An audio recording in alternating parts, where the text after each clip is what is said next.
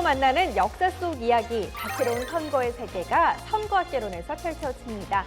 옆길로 새는 지식열전 선거학개론, 오늘 이 시간 함께 하실 두 분 바로 인사 나눠보도록 할게요. 자, 선거학개론의 날다람쥐 한규진 교수님 나오셨습니다. 어서 오세요. 안녕하세요. 자, 그리고 역사학계 카멜레온입니다. 오늘 이 시간 박광일 작가님 함께합니다. 어서 오세요. 안녕하세요.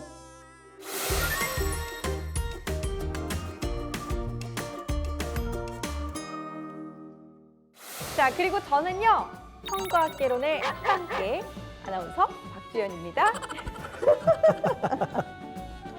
자, 오늘 좀 특별하게 소개를 해봤어요. 흉내를 내고 이렇게 해주셔야지 조금 더 유쾌하게 갈 수 있지 않을까요? 저는 지금 벌써 돌고 있습니다. 지금 색깔이 지금 막 바뀌고 있어요. 저는 이렇게 일단 날아보기는 할 텐데 날 다람쥐 치고는 약간 너무 육중하지 않을까. 아니에요. 잘 어울립니다. 그래픽과 함께. 그런데 이제 교수님은 날다람쥐가 되고 저는 카멜레온이 되고 갑자기 또 서당계가 등장을 했어요. 그쵸? 좀 당황스러운데요. 그쵸? 네. 서당계라는 게 무엇입니까? 서당계 3년이면 풍어를 읊는다 이런 말이 있지 않습니까? 선거학개론을 쭉 진행을 하면서 이제 어느 정도 이렇게 경지에 올랐기 때문에 이런 부분에서 아무래도 이제 좀 서당계다 이렇게 좀 저는 왜 날다람쥐죠? 소개를 다 의미가 있어요. 날다람쥐 하면 날쌔고 빠르잖아요. 날카롭고 좀 이렇게 센스 있게 재빠르게 소개를 해주신다라는 의미에서 날다람쥐라고. 근데 날다람쥐 굉장히 귀엽거든요. 그쵸? 그렇다고. 그렇습니다. 그런가요? 자, 그래서 날다람쥐를 좀 소개를 해드렸고요. 카멜레온, 카멜레온이 어떤 의미냐. 카멜레온이 정말 변신을 많이 하지 않습니까? 그렇죠. 자유자재로 좀 역사의 이야기를 전해주신다라는 그런 의미에서 제가 이렇게. 그래서 이런 좋은 의미로 날다람쥐, 카멜레온, 그리고 저는 서당계로 이렇게 이름을 씌워봤습니다. 자, 제가 오늘 왜 동물로 이야기를 풀어봤냐? 바로 이유가 있습니다. 오늘의 주제 때문인데요. 바로 동물입니다. 애니멀 선거 그래피를 시작해 볼 텐데요. 동물과 정치, 그리고 이제 선거의 이모저모를 좀 요리조리 이야기를 해보도록 하겠습니다.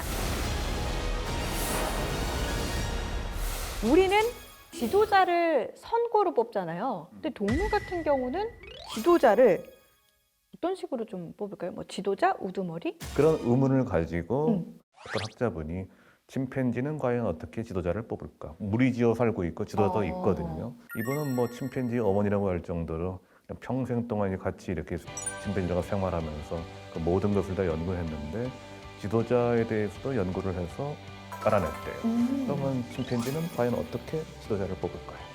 침팬지는 지도자를 아무래도 이게 동물이다 보니까 몸집이 뭐 크거나 아니면 힘이 세거나 뭐 그런 침팬지가 우두머리 아닐까요? 그런 의미 있는데 꼭 그것만은 아니더라. 그럼 어떤 면에서 이제 좀 가령 이제 우두머리? 관찰을 해보니까 어떤 침팬지는 뭔가 이제 팬덤을 형성하더라는 거예요. 오. 그 연구소에 드럼통이 있어가지고 이게 드럼통을 가지고 와서 꽝꽝 치니까 침팬지들이 오 그러잖아요. 그러니까 뭐 새로운 발견이야, 신세계야 그렇게 생각했겠죠. 그래서 빵빵 치니까 팬덤이 형성돼가지고 이제 뽑혔다 그럽니다. 또 어떤 침팬지는 전략을 씁니다. 이게 뭐 거의 조조 침팬지예요. 우리끼리 한번 편을 먹어가지고 다른 애들을 좀 밀어내자. 그래가지고 밀어내고 다른 팀들 사이에서는 서로 이간질을 하고 싸움을 붙이고 그렇게 해서 경쟁자들 하나씩 제거해가지고 마지막에 자기가 됩니다. 침팬지도 뭔가 야망이 있고 전략들이 있는 것 같아요. 그러니까 이런 전략들을 이제 침팬지는 보여주는데 어떤 집단을 이끌고 있는 경우에는 책임감, 희생 이런 것들도 같이 필요할 것 같아요. 혹시 늑대들의 합창이라고 들어보셨어요? 늑대들의 합창이요? 저 어렸을 때 이제 뭐 그 천사들의 합창 뭐 이런 건 있었는데 늑대들의 합창 이건 처음 듣는데요. 그렇죠. 그러니까 보통 이제 최근에 나온 애니메이션 같은 경우 보면 이제 늑대들의 생태를 묘사할 때 누구 한 마리가 하늘을 보고 울면은 그쵸. 그럼 이제 그 옆에 있던 늑대들이 같이 울으면서 하나의 어떤 목소리를 내는 거를 늑대들의 합창이라고 얘기를 하는데 무서운 존재로서 또 때에 따라서는 교활한 존재로서 표현을 하지만 거꾸로 얘기하면 그만큼 늑대들이 머리가 좋다라는 뜻이기도 하고요. 또 한편으로 늑대들은 무리 생활을 하게 됩니다. 그러니까 그들의 지도자는 탁월한 존재라고 볼 수가 있는데요. 그런데 이 늑대들이 뜻밖에도 굉장히 정서적인 교감을 중요하게 생각을 합니다. 리더 역시 그런 어떤 모습들을 잘 보여준다고 합니다. 그래서 희생, 그다음에 어떤 책임감 이런 것들을 보여주는 게 이제 겨울 같은 경우는 다 같이 움직이는 게 오히려 비효율적일 수가 있어요. 이럴 때 늑대의 우두머리가 혼자 나가서 먹을거리, 사냥감이 있는지를 살펴봅니다. 네. 그리고 돌아와서 이제 늑대들에게 있다 하면은 이제 같이 무리를 끌고 가서 사냥을 하게 되는데 늘 성공할 수는 없잖아요. 그러면 이제 그 무리에 들어오면은 어떻게 할 것 같아요, 늑대들이? 아무래도 그렇게 능력 없는 우두머리는 교체되지 않을까요? 그쵸. 호시탐탐 이제 그 기회를 좀 엿보고 내가 우두머리가 그쵸. 되겠다. 2인자, 약간. 3인자가 있을 네. 것 같은데 뜻밖에도 몇 번은 리더의 노력에 대해서 높은 평가를 하면서 그의 실패를 받아들입니다. 이럴 때 아까 그 우두머리였던 늑대가 하늘을 향해서 그러니까 울부짖습니다. 네. 그러면은 그 늑대들도 같이 웁니다. 하늘을 보고. 그러면 여기에서 그래 우리가 지금 위험하고 힘들지만 이 난관을 극복할 수 있어라는 의미가 그 늑대들의 합창 속에서 만들어지게 되는 거죠.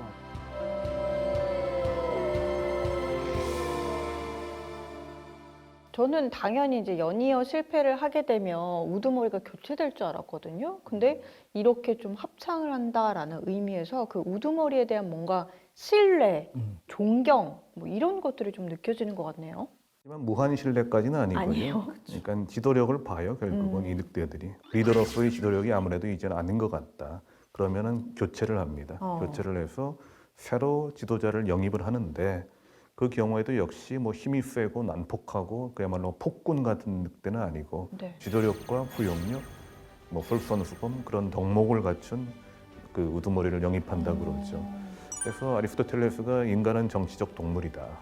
정치를 하는 동물은 인간밖에 없기 때문이다 그랬는데 그 늑대 연구는 안 하고 그 말을 한 것 같습니다. 이야기를 쭉 들어보면 그러니까 동물들이 무조건 힘이 세다라고 해서 우두머리가 됐었던 건 아닌 것 같아요. 제가 좀 오해를 했네요. 그렇죠. 그래서 이제 자연계에서 의외로 이제 연구를 하다 보면은 우두머리 리더의 모습이 좀 독특하게 나타나는 경우가 있습니다.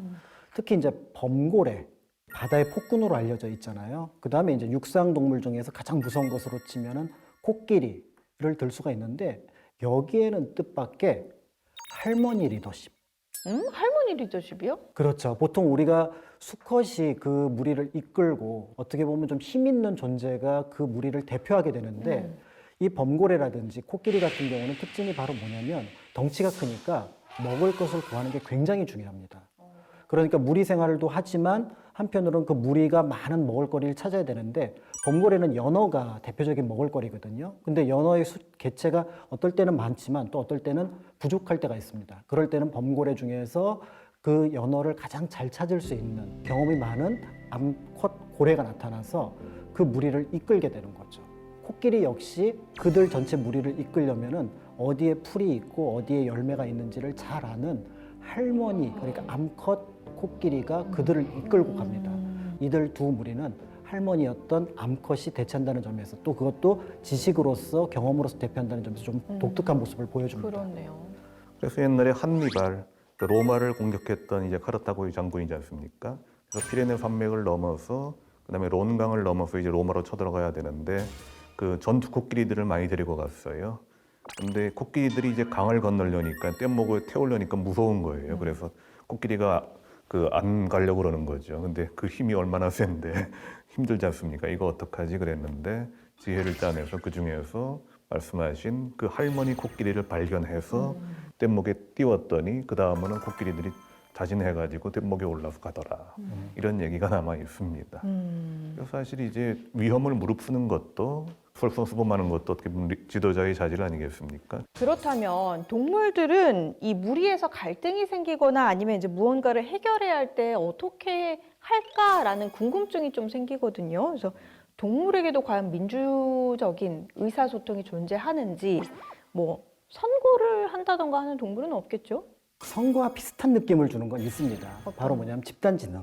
집단 지능이요? 뭐예요? 그렇습니다. 그러니까 어떤 하나의 동물이 어떤 결과를 내는 것이 아니라 그들이 뭔가 무리를 지어서 도출하는 과정들이 보면은 서로의 의사표시를 하고 거기에서 많은 동물들이 거기에 따르는 것을 보여주는 것들 이런 것들을 볼 수가 있는데 가장 대표적인 게 꿀벌하고 개미에서 그런 모습들이 나타난다고 합니다.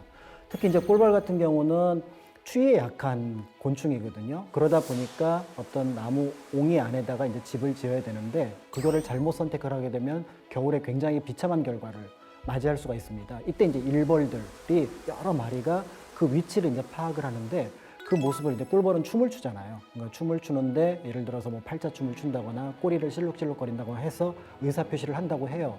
그런 것들을 가만히 보니까 벌들이 많이 움직이는 쪽으로 그 결과가 이루어져서 거기에 이제 집을 짓는 그런 모습들을 보여주고요. 그래서 이제 양봉을 하면서 생물학자였던 실라라는 분이 그런 것들을 밝혀냄으로써 이들에게는 꿀벌 한 마리 한 마리에게 뭔가 지능이 있다고 보기는 어렵지만 이들의 집단 지능은 여러 면에서 그들의 무리를 이끌어가는 데 역할을 하는구나 라고 판단을 했다라고 보고 있습니다.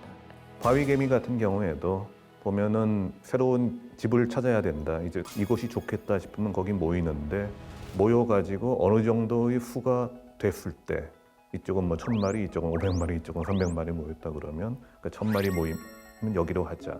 이런 식으로 나머지 개미들도 자신의 의사를 접고 모여서 집을 만든다 그러죠. 어떻게 하면 우리 전체적인 하나의 솔루션을 낼 것인가. 그래서 서로 토론을 하고 합의를 해가지고 이렇게 정치를 하는 것인데 그 개미나 그 벌 같은 경우에는 그 정도까지는 미치지 못하지만은 말씀하신 대로 이건 선거는 아니고 이제 집단 지성이라고 봐야 되는 거지만 그래도 개성이 있다 그런 것. 이야기를 듣고 보니까 동물들이 참 똑똑한 존재다라는 생각이 드는 것 같은데요. 반면에 이제 반대로 생각을 해서 그럼 이제 동물들은 사람을 바라보면서 어떤 생각을 할까? 이런 생각도 좀 해보게 되네요. 동물을 가리켜서 또는 이제 사람이 동물만 못하다고 할 때 에이 이 금수 같은 놈 이런 표현을 쓰잖아요. 네. 이 금수가 사실 이제 짐승을 가리키는 낱말인데 네. 이 금수가 회의를 한다. 그런 어떤 소설이 한 100여 년 전에 등장을 한 적이 있습니다. 그럼 동물들은 인간을 어떤 눈으로 좀 바라봤을까요? 그들이 이제 회의를 하는 거죠. 네. 그래서 이제 그게 금수회의록이라는 책에 보면은 8종류 정도의 동물이 등장을 하는데요. 이제 까마귀가 보니까 사람들이 효도를 안 해. 뭐 이렇게 얘기를 하고요. 이제 꿀벌은 내가 꿀을 입에 바른 것처럼 쟤네들도 거짓말을 자주 하네. 이런 얘기를 한다거나. 그다음에 이제 파리는 항상 이렇게 빌고 있잖아요. 그쵸? 네. 비굴한 인간들이 인간 세상에도 있네. 이런 식으로 표현을 하고. 그다음에 개구리 하면 뭐가 생각났어요? 우물 안에서. 개구리. 네, 세상을 좁게 보는 사람들. 이런 어떤 모습들을 보여주고 있어서 그런 동물들 8가지로 사람들의 어떤 삶을 또는 사람들의 어떤 생태를 비판하는 책을 짓기도 했던 거죠. 그런 내용들이 이 책 안에 우화처럼 들어가 있습니다. 근데 이 책이 우리나라에서는 법적으로 금지가 됐다라는 이야기가 있는데 왜 그런 거예요? 1908년에 이제 안국선이라는 사람이 지은 책이거든요. 이때가 이제 통감부 시절이어가지고 바로 그 통감부가 우리나라의 어떤 출판에 대한 문제들을 1909년부터 통제하기 시작합니다. 그러니까 이게 좀 사회적으로 뭔가 사람들을 계몽하거나 때에 따라서는 일제의 침략을 비판하는 책들, 대표적으로 월남 망국사 이런 책들을 이제 금서로 지정을 하게 되는데 이 금수회의록 역시 금서로 지정이 되게 되면서 거의 최초로 우리나라 금서 중에 몇 종류가 있는데 거기에 포함되게 된 거죠. 그러니까 여기에 보면 이제 그런 얘기 나오거든요. 호랑이가 이제 막 엄한 정치를 펼치는데 그거 사실 옛날부터 있었던 얘기거든요. 이미 그 공자님 때 그런 얘기가 이미 나왔었는데 그런데 일본이 보면은 가슴이 뜨끔한 거죠. 저게 우리 얘기인가? 그래서 이제 그런 책을 이제 금서로 만들었던 겁니다. 동물을 등장시켜 가지고 이렇게 정치적인 풍자 소설을 한 것이 또 유명한 거에 또 있죠. 딱 생각나지 않으세요? 어떤 게 있죠? 보통 중고등 학생들도 많이 읽는 그런 책인데 어려운 책. 어려운가? 조지 오웰. 조지 오웰의 동물농장이라는 책이 있죠. 네. 흔히 알려진 대로 굉장히 베스트셀러고 지금도 뭐 많이 읽히고 있는데 많이 알려져 있습니다만은 당시 러시아 혁명 이후에 소련을 풍자한 것이다 이렇게 되어 있습니다. 거기 나오는 나폴레옹이라고 하는 그 독재자 돼지는 스탈린을 풍자한 것이라고 얘기가 되고 있고요. 계속 인간들에게 착취를 당하던 동물들이 일어서 가지고 그 농장주를 내쫓고 자신들을 통치하는 동물 농장을 만들었다. 이게 러시아 혁명인 거죠, 말하자면. 귀족들을 내쫓고 우리 프롤레타리아끼리 새로운 세상을 만들어 가자. 그런데 결국은 거기도 또 독재가 생기고 실질적인 계급이 생기더라. 근데 여기서 동물을 갖다 댄 것이 어떻게 보면 의미가 꽤 있어요. 그렇네요. 왜냐하면 우린 다 같은 가축이다. 똑같이 이렇게 착취받는 상황이었다. 그러니까 우리는 이제 가축으로서 서로의 차이점을 누구는 소고 누구는 돼지고 누구는 양인데 그런 차이점을 넘어서 가지고 우리 똑같은 동물로서 연대하자. 이렇게 됐으면 되는데 그게 잘 안 되더라. 즉 서로를 나누고 어느 한쪽을 좀 탄압하고 그렇게 됐다는 거죠. 그래서 거기서 유명한 말이 모든 동물은 평등하다. 그러나 어떤 동물은 다른 동물보다 좀 더 평등하다. 아, 좀 더 평등한 세상을 만들어 나가는 것에 있어서 얼마나 어려운지 어떤 위험이 있는지를 좀 보여주는 얘기라고 할 수 있겠습니다. 풍자가 주는 울림이 좀 있는 것 같아요. 네. 근데 조금 요거하고는 여태까지 좀 무거운 얘기였는데 역시 동물로 풍자가 됐는데 이거를 좀 다른 식으로 정당의 마스코트로 삼은 나라가 있죠. 어느 나라예요?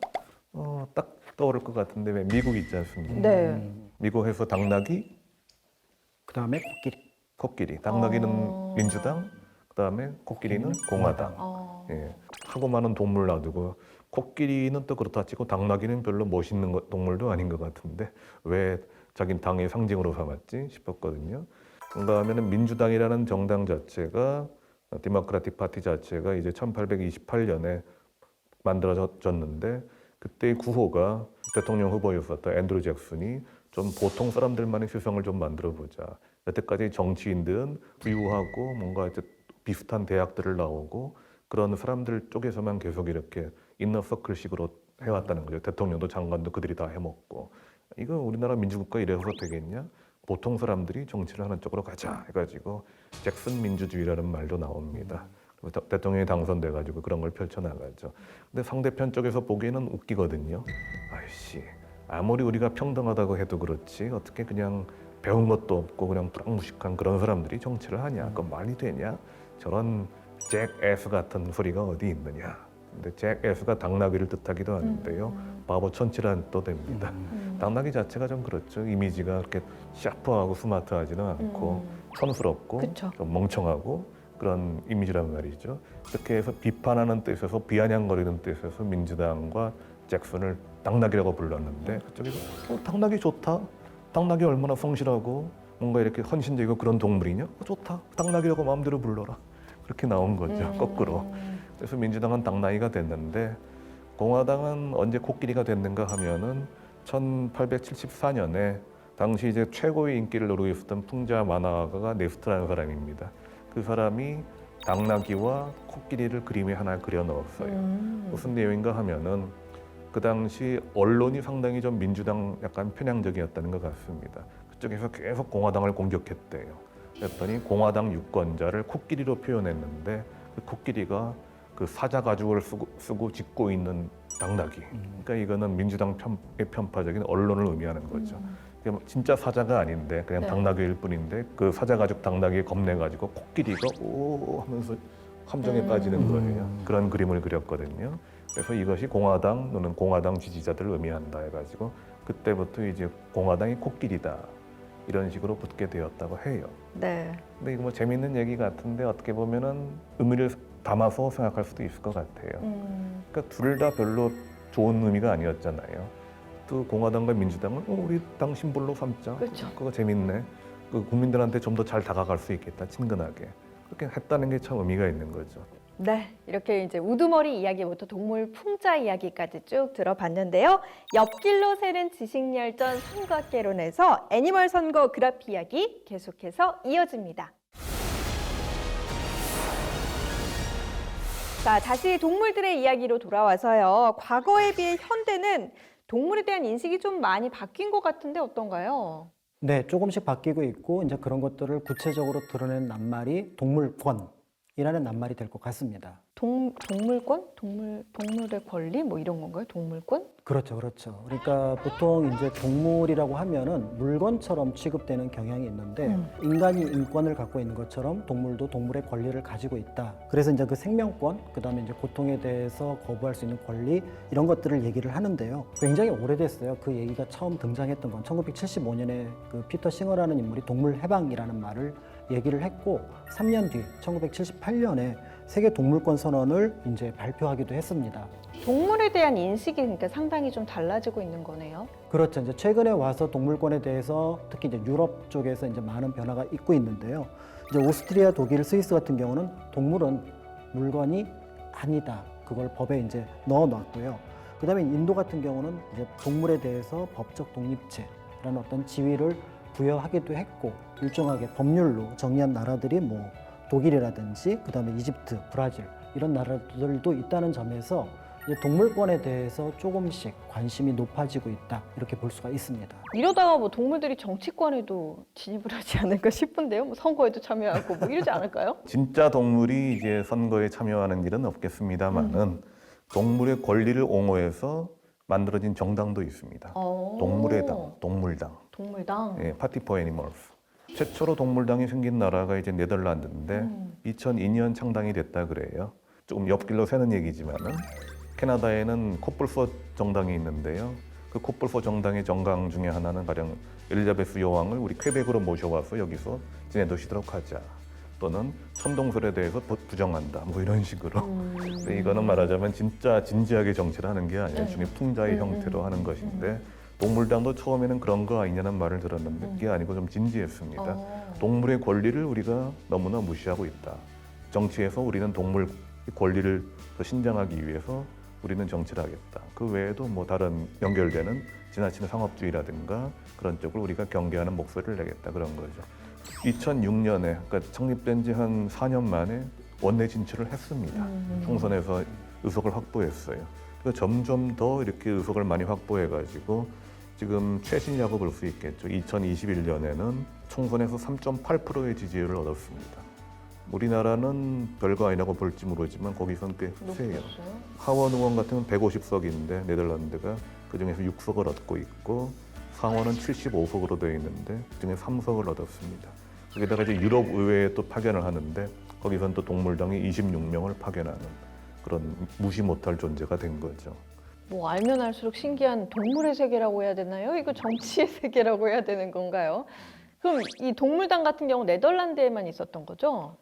처음에 시작을 네덜란드에서 했는데 그렇지가 않고 지금은 무려 19개국에 있어요. 아 그렇게 많아요? 예, 대만에도 있고 그렇습니다. 그래서 우리나라에는 못 들어봤죠. 네. 동물당이라는 게.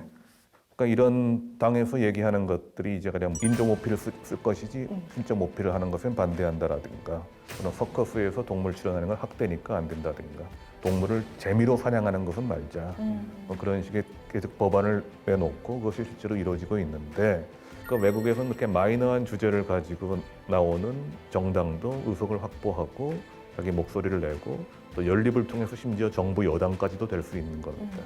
우리는 워낙 모든 게 일단 대통령 선거 중심으로 돌아가고 그렇죠. 있고 그래서 굉장히 메이저한 주제 아니면은 꺼내지 못하다 보니 우리 현대 사회를 살아가는 데 있어서 동물권에 대해서 생각해봐야 되지 않냐. 무슨 뭐 여성의 권리, 성소수자의 권리 이런 것도 챙겨야 되지 않냐 싶은데 적어도 이제 OECD 국가라는 말을 항상 입에 달고 살고 있고 경제나 여러 가지 면에서 뭐 세계 탑 클래스라고 얘기를 하고 있는데 그러면 민주주의도 거기에 맞춰서 좀 더 진화돼야 되지 않을까 하는 생각이 들어요. 그러니까 이게 동물 보호하고 동물권이 조금 차이가 납니다. 그래서 동물 보호는 동물을 객체로 보는 거고요. 네. 동물권은 동물 자체의 권리로 보는 거니까 그렇게 이제 사고를 확산하게 하면은 이제 자연스럽게 사람들의 인권에 대해서 조금 더 다른 시선으로 볼 수 있는 것들이 생기고요. 또 동물에 대한 여러 가지 어떤 지금 사육 방법이나 이런 것들이 기후에도 영향을 끼치고 있거든요. 그러니까 이게 동물에 대한 얘기이면서 동시에 사람에 대한 얘기이고 지구에 대한 얘기라는 점에서 조금씩 관심을 갖고 주목할 필요가 있지 않을까 이런 생각을 하게 되는 거죠. 네, 뭐 동물도 선거에 영향을 준다라고 하니까 저로서는 정말 놀랍게 다가오네요. 자, 오늘 이야기 한 줄 평 해보도록 하겠습니다. 먼저 교수님부터요. 선거를 동물처럼 하지 말고 동물도 선거에서 이득을 볼 수 있도록 하자. 동물도 선거에서 이득을 볼 수 있도록 하자. 동물권 하니까 떠오르는 게 동물보다 나은 사람이 되자. 동물보다 나은 사람이 되자. 동물 보면은 좀 이렇게 보면 아파하고 힘들어하는 모습을 보면 거기에 감정을 느껴야 되는데 그런 것들을 이제 정치로 확산을 시키게 되고 또 동물로 다시 투영을 하게 되면은 그럼 정치는 조금 더 따뜻해지지 않을까 이렇게 생각을 합니다. 네, 이렇게 두 분의 한 줄 평까지 들어봤고요. 선과학개론의 마지막 순서, 자, 애니멀 선거그래피를 대표할 선과학 인물을 꼽아보도록 하겠습니다. 교수님 먼저 소개해 주실까요? 네, 저는 아까 그 박광일 작가님께서 잠깐 언급해 주셨던 피터 싱어를 들까 합니다. 네. 동물권 하면은 이 사람을 빼놓을 수가 없고 윤리학자입니다.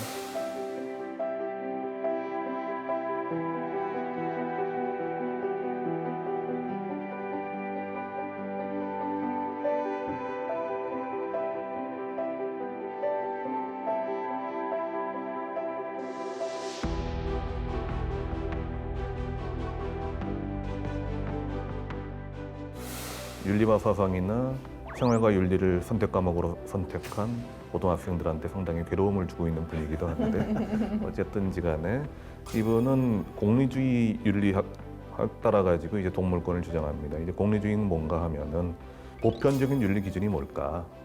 어떤 사람은 뭐 이제 이러이러한 정의를 얘기하고 다른 사람은 또 저러저러한 정의를 얘기하는데 합의되는 뭔가 보편적인 기준이 있어야 되지 않나? 따져보니까 사람은 기본적으로 쾌락을 좋아하고 고통을 싫어한다. 이건 모든 사람이 다 마찬가지다. 그러니까 되도록 많은 최대 다수에게 쾌락을 주고 고통을 주지 않는 그런 것이 가장 윤리적으로 좋은 게 아니겠는가. 이렇게 해서 제레미 벤담 같은 사람들이 공리주의를 만들었거든요. 여기에 착안을 해서 피터 싱어는 그렇다면 소위 쾌고 감수 능력이라고 하는 쾌락을 느끼고 고통을 느끼는 그런 능력을 따진다면 동물도 마찬가지 아닌가. 말하자면 종이 다르다고 해서 인간의 쾌락은 최대한 보장을 하면서 동물들의 고통은 그런 건 우리가 상관할 게 아니야. 이건 너무하지 않았는가. 이건 윤리적으로 맞지 않다. 그래서 그분이 하는 말에 종차별주의라는 말을 씁니다. 말하자면 인종차별이라는 것은 피부색에 따라서 인종을 저 흑인들은 가령 이제 유색의 인종들은 우리보다 열등한 존재 이렇게 하는 거. 남녀차별은 여성은 남성에 비해서 열등한 존재야 이러는 거. 그 마찬가지로 똑같이 쾌락과 고통을 느낄 수 있는 존재인데 심지어 감정까지도 상당히 고등한 동물은 느낄 수 있고 아까 얘기했듯이 늑대 같은 경우에는 어떻게 보면 사람보다 선거를 더 잘하기도 하는데 고통을 무한대로 줘도 아무 상관이 없다라는 건 너무했다.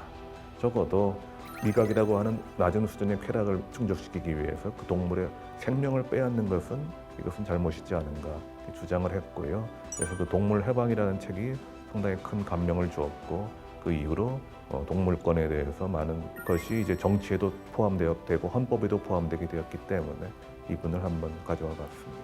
네. 이번 회가 그 동물 특집이잖아요. 그렇죠.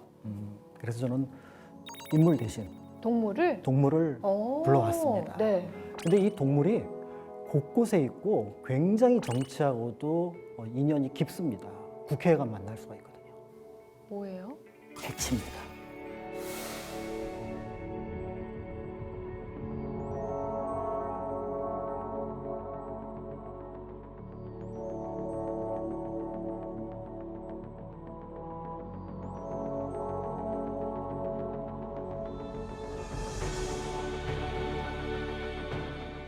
국회의사당 들어가는 왼쪽 오른쪽 입구에 네. 보면은 해치 조각이 있고요. 또 궁궐에도 해치가 경복궁 앞에 그쵸. 자리를 잡고 있는데 아니 도대체 이 동물은 왜 국회에도 있고 경복궁에도 있을까라고 생각을 하는데 이 동물은 사실은 상상 속의 동물이거든요. 그러니까 현실에서는 볼 수 없는데 옛날 사람들이 이 동물에게 부여한 뭔가 특징이 있습니다. 얘가 옳은 놈인지 옳지 않은 놈인지 이 해치가 판단을 하고요. 옳지 않으면 그 뿔로 확 하고 받아버린다. 라고 해서 옳고 그름을 가리는 그런 어떤 동물로서 상징을 했고요. 그래서 조선시대 보면은 이제 관리들을 감찰하는 기구가 사원부인데 거기에 우두머리가 대사원이거든요. 대사원의 흉배에는 이 해치가 그려져 있었던 거죠. 그래서 사람들은 때에 따라서는 자신들이 굉장히 잘났다고 생각을 하지만 잘못을 저지를 수도 있을 때 이때 이 해치가 자신의 모습을 드러내서 그 잘못을 바로잡아줍니다. 그런 의미에서 볼 때 국회에 가시는 분들이 출퇴근할 때마다 보실 거 아니에요. 그렇죠. 이 해치를 볼 때 내가 꿈에서라도 저 해치한테 바치는 일이 없어야 되지 않겠느냐 그런 생각으로 보신다면 정말 정치적인 그렇지만 또 동물로서 중요한 의미를 가진 것이 아닐까라고 생각을 해서 오늘 잠깐 불러봤습니다. 네. 자, 이렇게 선각 인물까지 꼽아봤는데요. 애니멀 선거그래피 여러분은 어떠셨나요? 동물들의 정치, 그리고 동물을 통한 정치, 그 모든 것 안에 이 자연의 평화와 공존이 함께하기를 또 바라봅니다. 저희 준비한 이야기는 여기까지고요. 저희는 다음 시간 또 다른 이야기와 함께 돌아오도록 할게요. 함께해 주신 여러분 고맙습니다. 고맙습니다.